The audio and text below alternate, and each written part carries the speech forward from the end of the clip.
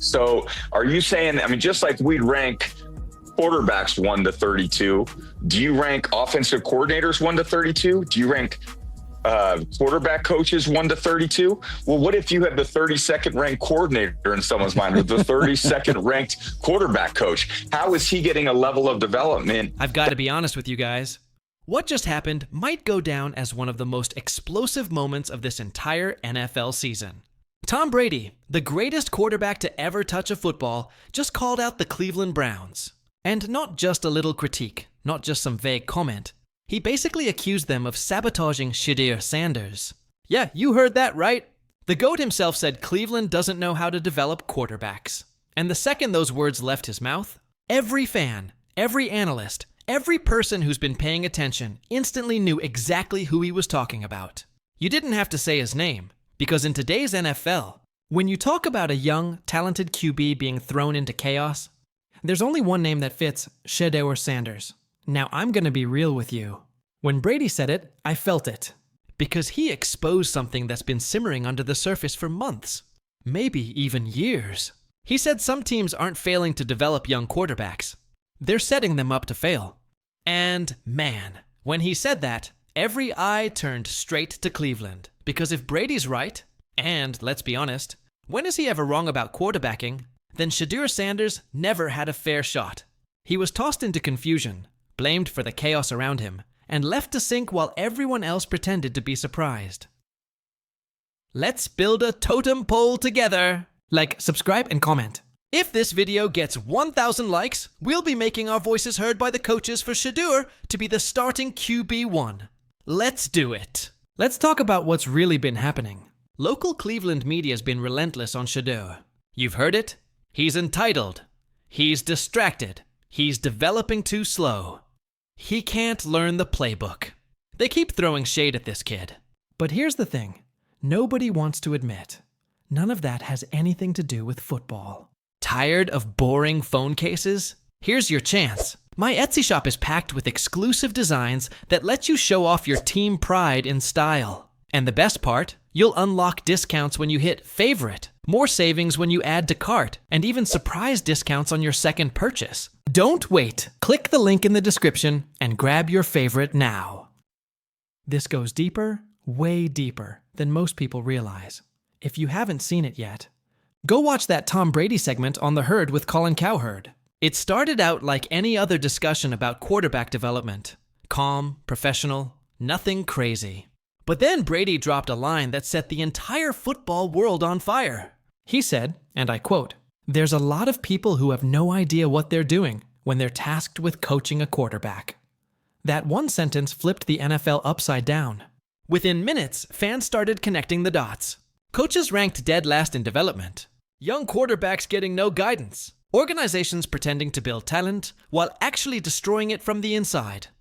Sound familiar? Because to anyone paying attention to the Cleveland Browns, that didn't sound like a league-wide critique. It sounded personal, and here's where it really hits home. Cleveland has turned quarterback dysfunction into an annual event. Every single season, it's the same movie. New coach, new scheme, new promises, same disaster. They hit the reset button every offseason and call it development. But behind the scenes, it's total chaos. Players confused in meetings, playbooks changing weekly, coaches sending mixed signals. Nobody's on the same page. And somehow, Shedeur's the one taking the blame.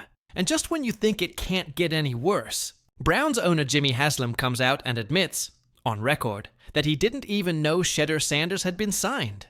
Think about that. The man running the franchise had no clue who his own rookie quarterback was. That's not just bad management. That's organizational negligence. So when people say the Browns are developing the next great QB, I just laugh. Because how can you develop anybody when the people upstairs don't even know what's going on? That's not a rebuild. That's chaos wearing a headset. And that's exactly why Brady's comments hit so hard. He wasn't just venting. He was warning everyone watching. He was saying what players have whispered for years. The league doesn't have a quarterback problem. It has a coaching problem. Let's take Shedeur as the perfect example. 11 practices in, hardly any first-team reps, working against the third-string defense. Then out of nowhere, he's thrown into a starting role with no rhythm, no chemistry, no timing. And when he struggles, they blame him. They say he's not ready. How can you be ready when the system sets you up to fail? That's not development. That's entrapment. Even analysts started calling it out. Why not let the kid finish the 2-minute drill? Why not design quick reads so he can get the ball out fast? But Cleveland didn't listen. They left him hanging. Then the media doubled down, calling him distracted and unprepared. But how can you prepare when the people responsible for preparing you can't even get on the same page? And here's what gets me. Brady knows exactly what this feels like. He was Shedeur Sanders once. Drafted late, overlooked, doubted, barely given reps. But Brady had one thing Shedeur doesn't. Structure.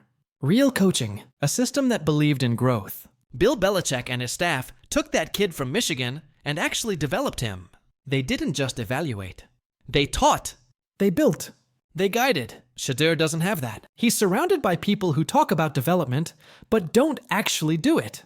Empty phrases like competition and evaluation mean nothing without a real plan. And that's why Brady's comments sting so much. He's looking at a version of himself trapped in the wrong environment. And then, as if the Browns needed more heat, the story blew up. Brady exposes the Browns started trending all over NFL Twitter. Clips went viral. ESPN couldn't stop talking about it. And when Stephen A. Smith and Louis Riddick jumped in, that was the moment it went nuclear. Stephen A. flat out called it entrapment. Riddick backed it up with hard data. Reps, coaching structure, the whole thing. Suddenly this wasn't opinion anymore. It was evidence. And that's the part that really shook the league. Because if you've been paying attention, this isn't the first time Cleveland's development plan has gone up in flames. It's a pattern.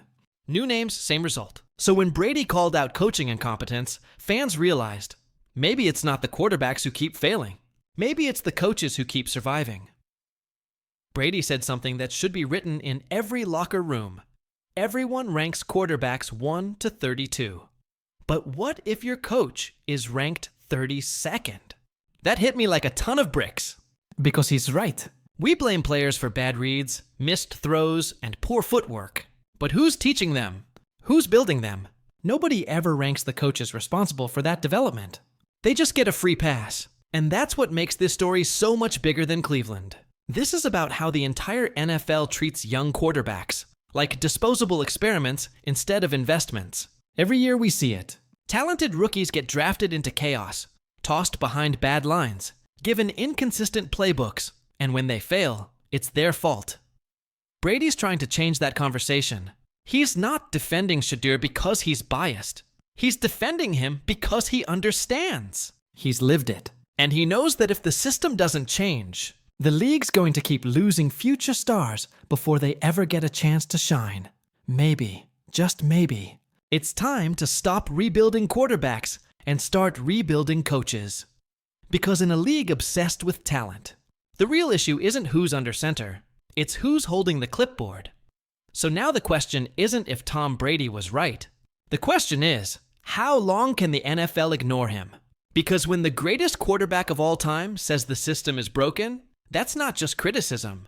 That's a warning. And Cleveland might just be the first team to get exposed, but they definitely won't be the last. The Cleveland Browns fell to the Pittsburgh Steelers 23-9. No touchdowns, none. Just 3 field goals from Andre Smith, who, honestly, was the only bright spot in an otherwise gray, soul-crushing afternoon. And I mean that literally too. The sky was gloomy, the mood was heavier, and every Browns fan watching felt that same chill of frustration. This wasn't just a loss, it was the 3rd straight one. And it's starting to feel like the ground in Berea is shaking. You can sense it. You can hear it in the interviews. You can feel it in the silence between plays. Something isn't right. Browns Wire didn't hold back, saying we might start seeing heads roll soon. And you know what? They might not be wrong. Because this offense, man, it's a full-blown crisis. When your head coach is supposed to be an offensive guy, and you can't even find the end zone, that's more than a stat. That's an indictment. Ever since that Denver game where Jameis Winston and Jerry Jeudy torched us, the offense hasn't scored 20 points in a single game. In today's NFL, that's not just bad. That's a death sentence. And I know you guys feel it too. So seriously, if you live and breathe this team like I do, hit that subscribe button, drop a comment below, and tell me where you think the problem is. Is it the playbook? The quarterback? The execution? Because this isn't just my channel, it's our space. A community built on emotion, analysis, and pure Cleveland heart. Now let's talk about how this one unfolded. The first quarter was sluggish, 3-0 Steelers. It wasn't domination. It was two teams trying to figure each other out. The Browns' defense was hanging in there, keeping Aaron Rodgers and company from breaking loose. But the offense? It was like watching a stalled car trying to start on a cold Cleveland morning.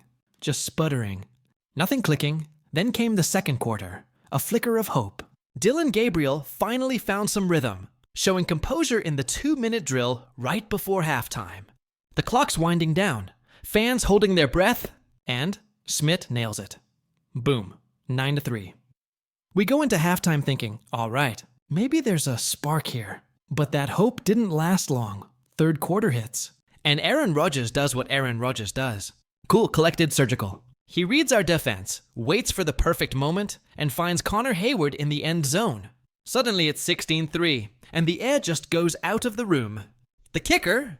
It all started from a running into the kicker penalty. One small mistake, massive consequence. That's the story of this season so far. We did have one decent drive after that. Looked like something was building.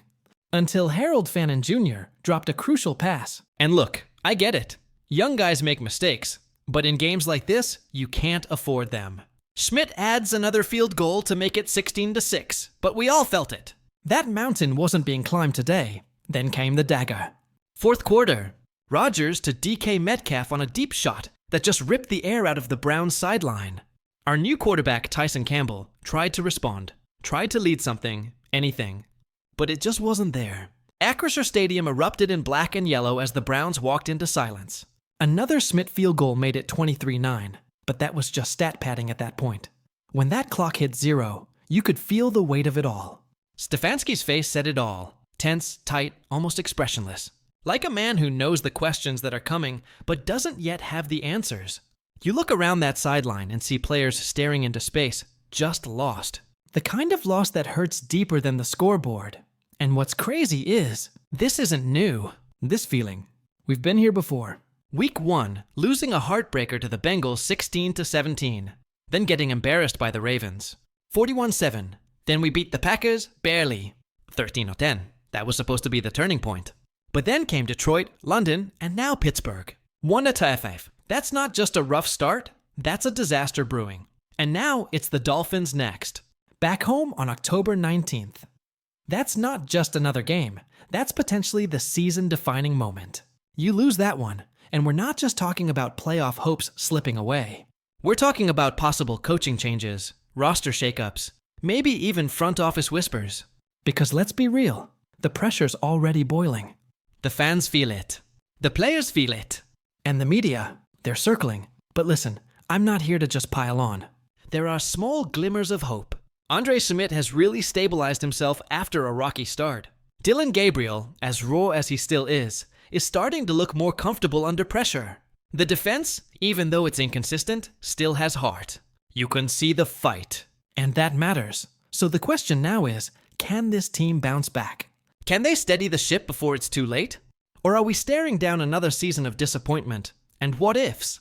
I want to know what you think. Drop your thoughts in the comments. Do the Browns need a leadership change? A new play caller? Or do you still believe this group can find themselves before the season's gone?